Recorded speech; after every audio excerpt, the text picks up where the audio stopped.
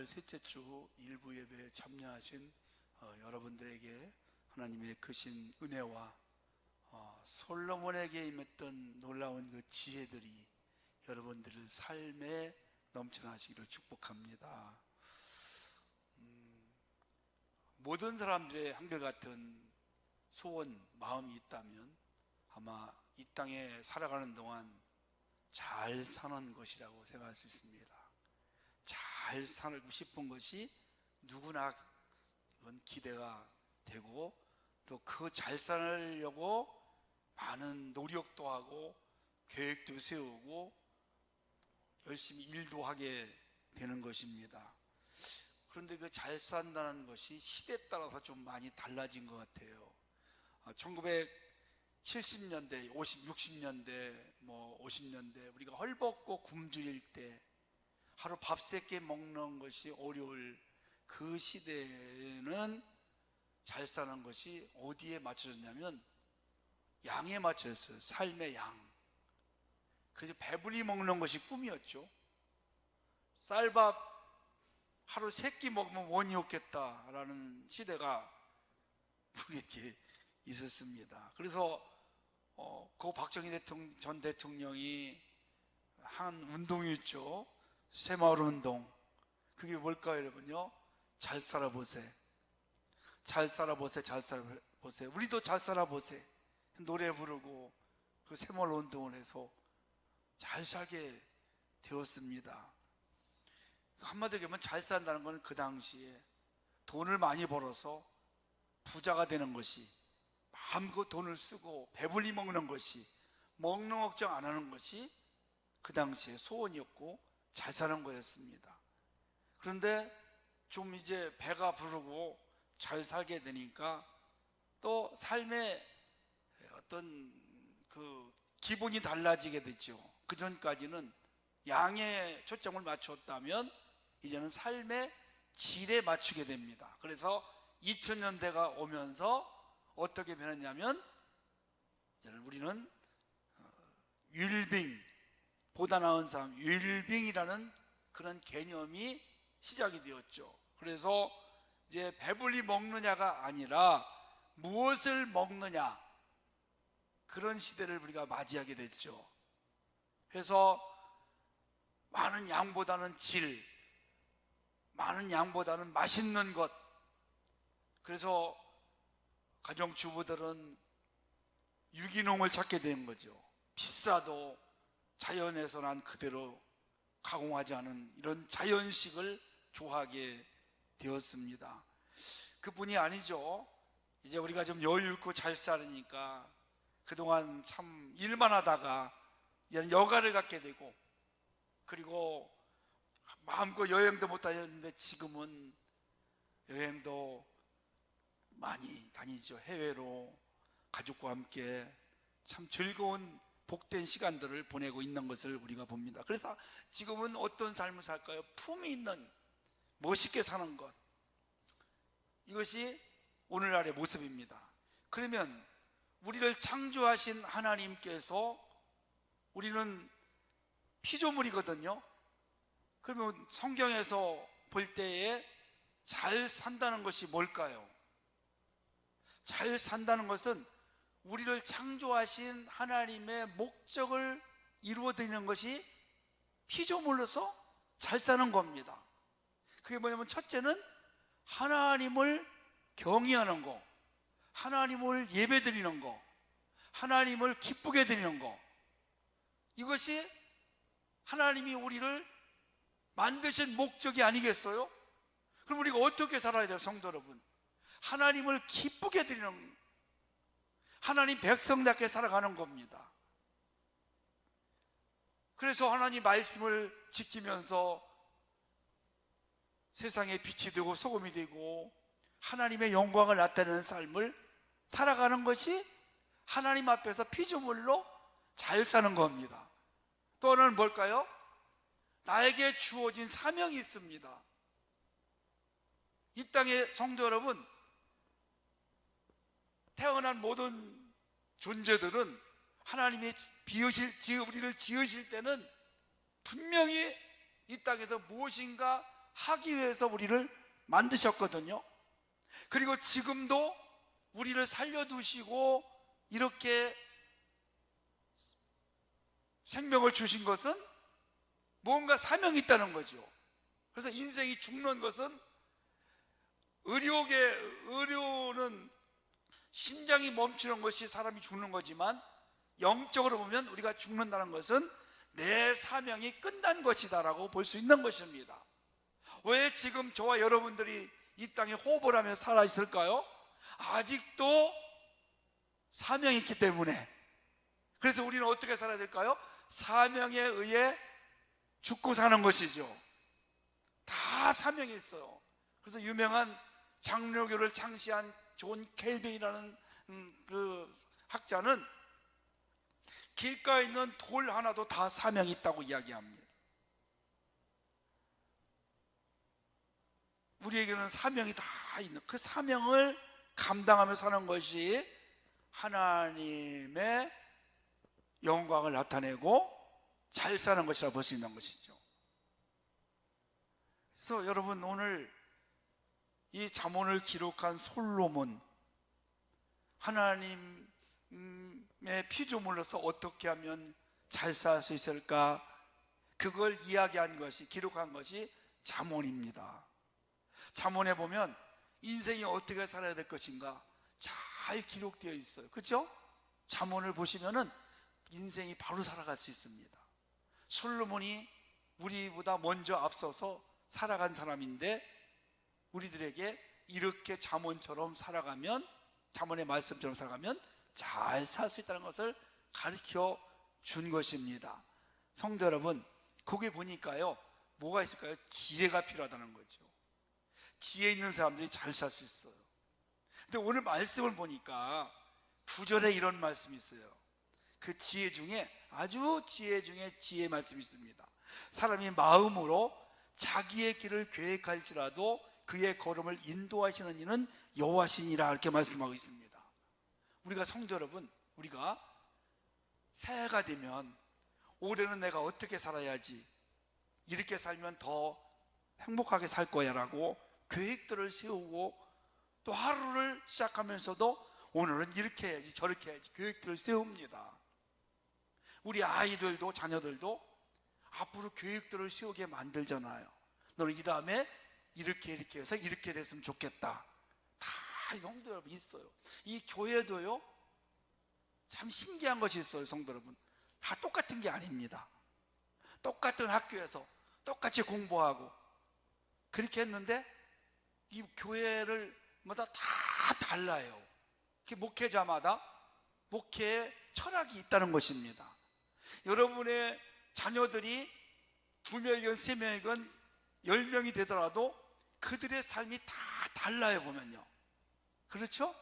똑같이 살아가는 자녀가 없어요. 그래서 여러분, 그런 것도 인정해 주시면 참 지혜로운 삶일 걸로 제가 압니다. 그러면 내가 이렇게 계획을 세웠다, 그래서 이렇게 되기를 원했는데, 나중에 보니까 그 계획이 이루어진 것도 있지만 안 이루어진 것도 많다는 겁니다. 안 이루어진 것은, 그것은 내가 계획은 세웠지만 나를 창조하신 하나님께서 자기 뜻대로, 자신의 뜻대로 이루어간다는 거예요. 그래서 부딪힐 때가 있어요. 제가 좀 이따가 말씀을 드리겠습니다.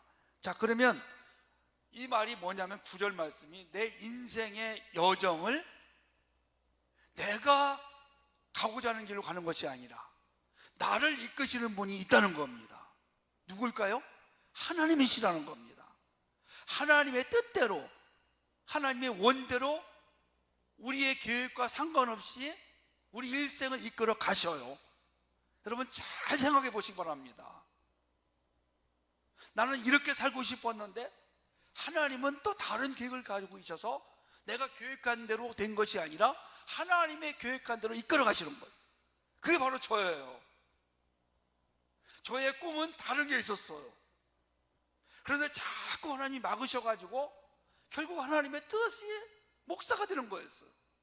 그래서 저의 뜻과 상관없이 목사를 하나님이 세워서 이 교회를 이끌어가게 하시는 거예요. 저는 이거 하나도 하고 싶지 않았어요.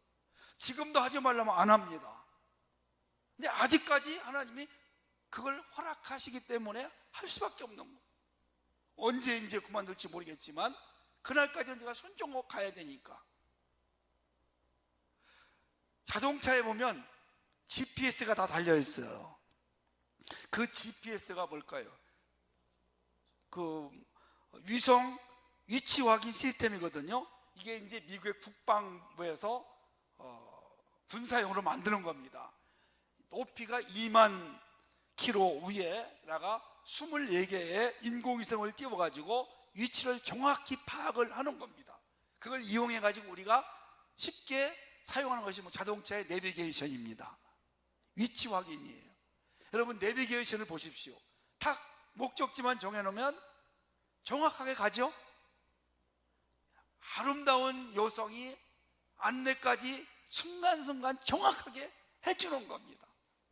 그래서 그 여성의 목소리만 듣고 따라가면 정확하게, 그것도 요즘에는 너무 좋아서 실시간으로 막히는 곳은 안 가고 빠른 길로 정확하게 시간까지 맞게 해서 목적지에 가게 만들어줘요.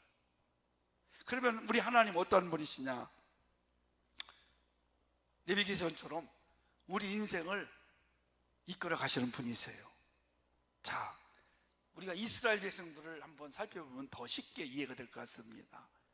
이스라엘 백성들 처음에 아브라함을 부르셨어요. 그리고 아브라함을 부르셔가 약속하셨어요. 너를 통해 큰 민족이 되게 만들어 주겠다. 그리고 나서 아브라함의 후손이었던 요셉을 먼저 애굽으로 보내요.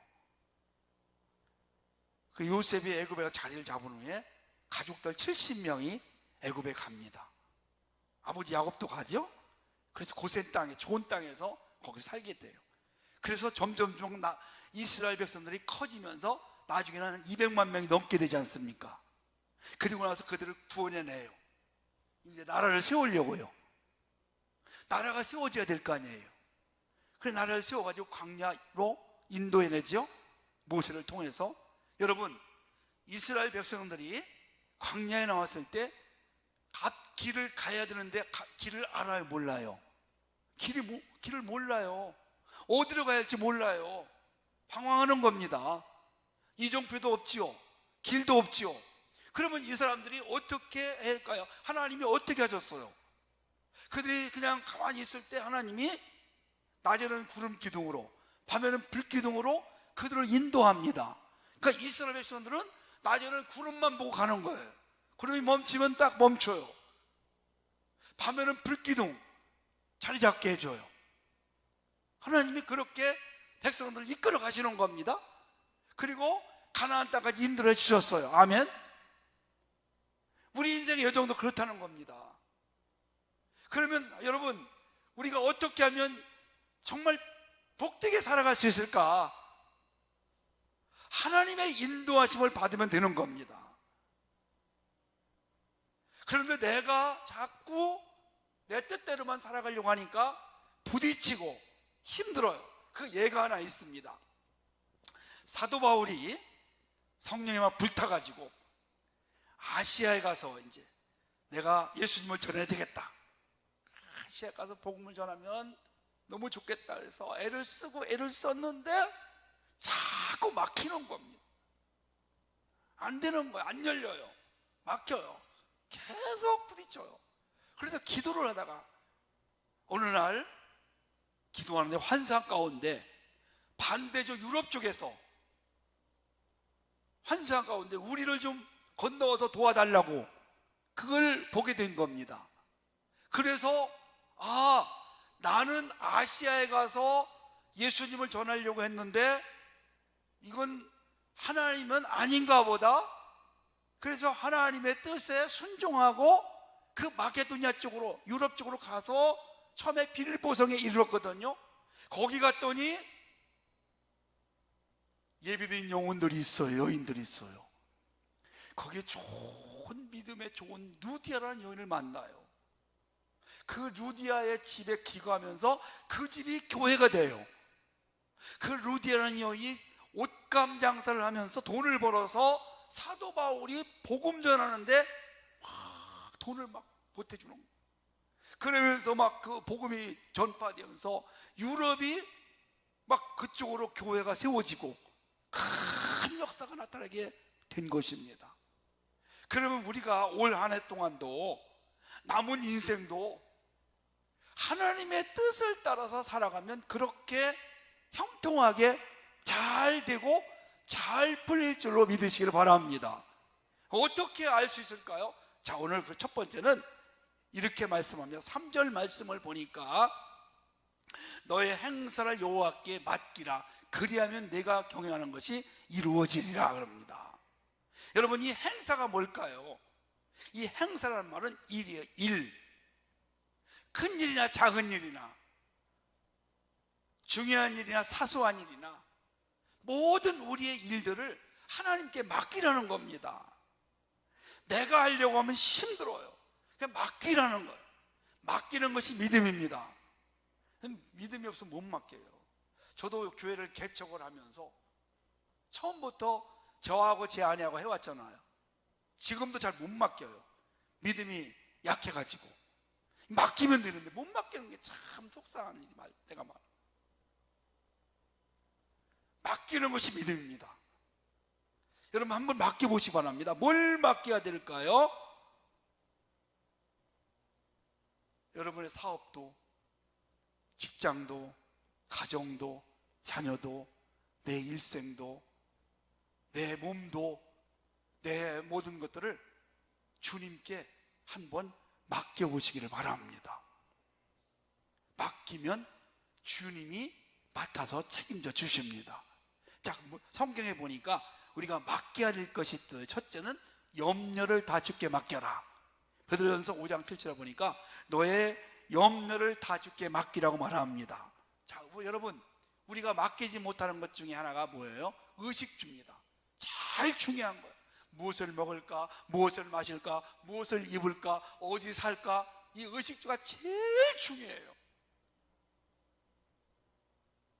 그런데 주님께서 뭐라고 말씀하시면, 비유를 들어가지고 공중에 있는 새를 한번 봐라, 들의 백합화 꽃을 한번 봐라. 일 안 하지 않아도 내가 먹이고 입히고 다 하는 거 아니냐. 하물며 믿음의 사람들아, 하나님의 백성들아, 자녀들아, 그거 걱정하지 말아라. 절대로 굶기지 않는다는 거예요. 자, 근데요, 우리가 재밌는 게 하나 있습니다. 대신 내가 너희들 그 의식주는 책임을 줄게. 대신에 내 일을 좀 해다고. 그게 뭐냐면 마태복음 28장이에요. 너희는 모든 민족으로 제자를 삼고 세례를 주고 제자를 삼으라. 그리고 나의 증인이 되다오. 뭘 얘기하냐면, 내가 너희는 먹는 거 이런 거 책임질 테니까, 자녀도 책임질 테니까 너희들은 나의 일을 좀 대신해다고, 바꿔서 해다고. 그거를 우리에게 요구하고 있는 겁니다. 그래서 이런 얘기 들어보셨어요? 내가 주님 일 열심히 했더니 내 사업장, 내 자녀들 주님께서 이렇게 잘 되게 하셨어요. 그런 간증 혹시 들어보셨나요? 여러분 한번 해보시기 바랍니다. 내가 주님 일 했더니 주님이 내 일 다 해주셨습니다. 우리 아이들 잘 키워주셨습니다. 우리 이렇게 잘 주셨습니다. 이런 고백들이 우리 성도님에게 올해 다 넘쳐나시기를 주의 이름으로 축원합니다. 그러니까 여러분, 또 우리가 살아가다 보면 염려할 게 너무 많아요. 그 염려를 맡겨버리는, 뭐라고 말하니까 빌립보에 보니까 아무것도 염려하지 말고 오직 기도와 간구로 너희 아릴 것을 하나님께 아리라겠어. 염려는 병입니다. 염려한다고 아무것도 안 됩니다. 걱정한다고 되는 일이 없어요. 키를 한 잔나 잘하게 할 수 있나요? 못합니다. 이방인들이 하는 것이 염려라는 겁니다. 우리 하나님께서 있어야 할 거 다 하신다는 겁니다. 그저 우리는 기도하면서 맡기는 겁니다. 두 번째는 내 짐을 여호와께 맡기라고 했어요. 시편 55편 22절 말씀 보니까 짐들이 있어요. 성도 여러분, 부모님들 무거워요. 저는 교회 목사로, 대표 목사로, 가정에서는 또 남편으로, 아버지로 저는 어깨가 정말 무겁습니다. 무거운 짐을 지고 가요. 힘들 때가 많아요. 사실은 그걸 맡겨버려요. 그래서 예수님께서 이렇게 말하면 마태복음 12장 28절 말씀 보니까 수고하고 무거운 짐자 다 내게로 와, 내가 너희를 쉬게 하리라. 혼자 막 고민하고 힘들어하면 못 견뎌요. 병나요. 제가 요즘에 나이를 먹으니까 철이 들더라고요. 야, 내가 막 해보려고, 아이고 이렇게 하면 어떡하나, 저러면 어떡하나, 이렇게 오랫동안 했더니 그게 좋지 않았더라고요. 이제 나는 못해. 우리 주님이 하시도록 되면 되고 아니면 아니고 나는 이제 맡겼어. 주님이 책임질 거야. 그랬더니요, 마음이 평안이 오고요, 가벼워지고, 아니 제가 몸이 얼마나 가벼워지는지 나이를 거꾸로 먹는 것 같아요 요즘에. 그게 이제 조금 깨닫는 것 같아요. 이게 여러분, 맡기라는 말은요, 짐을 맡기라는 말은 옛날에 지게 있지 않습니까? 지게에다가 짐을 줘가는데 그 짐을 옆에 사람에게 옮겨놓으라는 그런 뜻입니다. 주님께 맡겨버리라는 거예요. 주님, 앞날도 지금 저희가 물질로 어려움 당하는데 우리 아이들 주님이 책임져 주시기 바랍니다. 저는 이제 못합니다. 저는 힘이 없습니다. 저는 자신이 없습니다. 주님이 책임져 주시기를 원합니다. 맡기는 겁니다. 또 맡길 게 있죠? 내 길을 여호와께 맡기라 했어요. 시편 37편 5절 말씀 보니까 길을 맡기래. 길, 이것도 행사나 같은 말입니다. 근데요 여러분, 우리가 그 인생을 살다 보면 길이 많이 있어요. 보이는 길이 있는가 하면 보이지 않는 길이 있습니다. 하늘에도 길이 있고 바다에도 길이 있고 땅에도 길이 있어요. 생명의 길이 있고 사망의 길이 있습니다. 그리고 또 성공의 길이 있는가 하면 실패의 길이 있어요. 실패의 길을 우리가 걸어가면 반드시 실패할 수밖에 없어요. 생명의 길, 그게 여러분 뭐예요? 예수님이 걸어가신 길입니다. 요한복음 14장에 보니까 내가 곧 길이요 진리요 생명이니, 이런 말씀합니다. 그러니까 우리가 예수님이 걸어가신 길을 걸어가면 생명 있는 거예요. 사는 거예요. 근데 예수님이 걸어간 길이 아니라 반대로 걸어가면 그 인생은 죽는 것입니다. 그래서 우리가 그 길을 걸어가야 돼요. 또 여러 가지 길들이 있어요. 스승은 사도의 길을 걸어가야 되고, 예술가는 예도의 길이 있고요, 사업하시는 분은 상도의 길이 있어요. 우리는 어떤 길을 걸어가야 되냐? 믿음의 길을 걸어가야 될 줄로 믿습니다. 믿음의 길을 걸어가면 거기에 생명이 있고 축복이 분명히 있습니다. 왜냐하면 우리 인생의 생사가 복은 하나님의 손에 달려 있습니다. 하나님의 절대 주권이 있어요. 하나님이 이 사람을 축복해 주면 축복해 주는 거, 버리면 버리는 겁니다. 우리가 사무엘상을 보면, 사무엘서를 보면 두 왕이 나옵니다. 사울 왕과 다윗 왕입니다. 하나님이 사울은 버려요. 다윗은 세워요. 사울의 집은 약해지고 다윗의 집은 점점 강해졌어요. 여러분, 그게 뭔지 아십니까? 사울은 하나님의 길을 걸어가지 않고 사람의 길을 걸어가요. 사람들의 이야기를 듣고 그대로 하는 거예요. 다윗은 언제나 하나님께 물어보고, 그리고 하나님이 원하는 길을 걸어갑니다. 그러니까 결국 다윗의 집은 강해지고 사울의 집은 약해지게 된 겁니다. 이게 뭘 뜻할까요? 하나님이 원하는 그런 길을 걸어가는, 하나님의 뜻을 따라 살아가는 사람에게 하나님이 축복해 준다는 것을 말씀하고 있는 것입니다. 그래서 성도 여러분, 우리가 지혜로운 게 뭘까요? 내가 애쓰고 노력하고 수고한다고 다 되는 거 아닙니다. 하나님이 우리를 붙잡아 주시면 복된 인생을 살아갈 수 있다는 거예요. 1967년 이스라엘과 중동이 전쟁을 하게 됩니다. 그걸 6.1 전쟁이라고 하죠. 딱 6일 만에 끝났어요. 그 수상, 백인 수상이 뭐라고 했냐면, 우리는 6일 만에 전쟁을 끝내고 안식일을 지킬 겁니다. 그날 예배할 겁니다. 진짜 6일 만에 딱 끝났어요. 전쟁하지도 않았어요. 이스라엘 승리요. 어떻게 승리를 했을까 물어봤어요. 그랬더니 그 수상이 하는 말이 이런 유명한 말을 했습니다.